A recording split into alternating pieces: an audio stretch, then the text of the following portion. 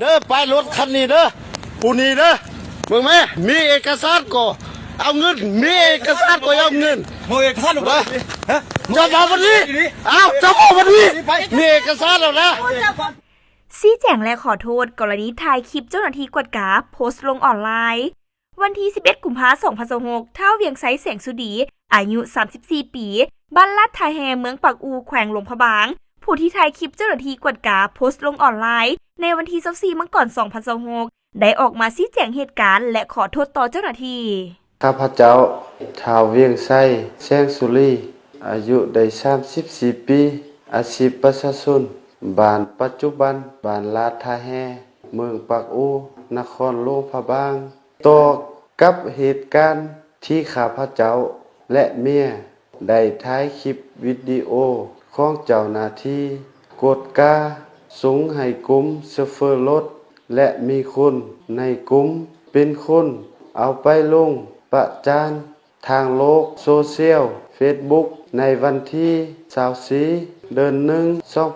2026ต่อกับการเคลื่อนย้ายงัวควายของข้าพเจ้าผ่านจุดกดกาเอกสารที่เคลื่อนย้ายเป็นเอกสารก๊อปปี้ตามระเบียบการแล้วแม่นบ่ถูกต้องเหตุการณ์ดังกล่าวย้อนความใจร้อนหูเท่าบ่ถึงการของข้าพเจ้าในเวลาผ่านจุดกดกาดังกล่าวเจ้าหน้าที่ที่ทำกดกาเอกสารตามระเบียบการข้าพเจ้าบ่ได้ให้การร่วมมือ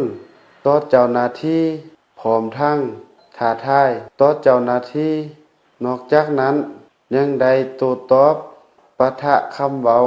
ขึ้นเสียงรุนแรงโดยความบ่สุภาพใส่หายเจ้าหน้าที่เอาเงินแม่นบ่มีมูลความจริงยังใส่หายไปสิโดยการถ่ายคลิปต่อกับเหตุการณ์ดังกล่าวข้าพเจ้า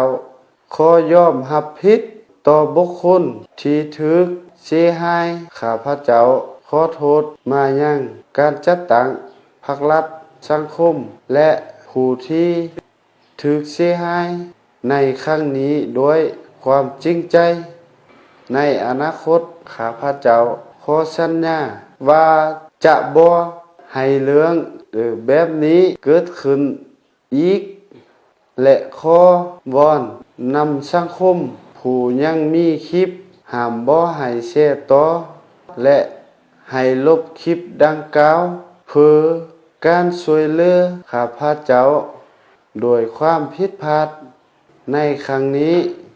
และขอเตือนมายังสังคมผู้ที่มักถ่ายรูปภาพตัดต่อวิดีโอบุคคลอื่นๆหรือเจ้าหน้าที่โดยบ่ได้รับอนุญาตจากเจ้าของลงประจานแม่นผิดต่อระเบียบกฎหมาย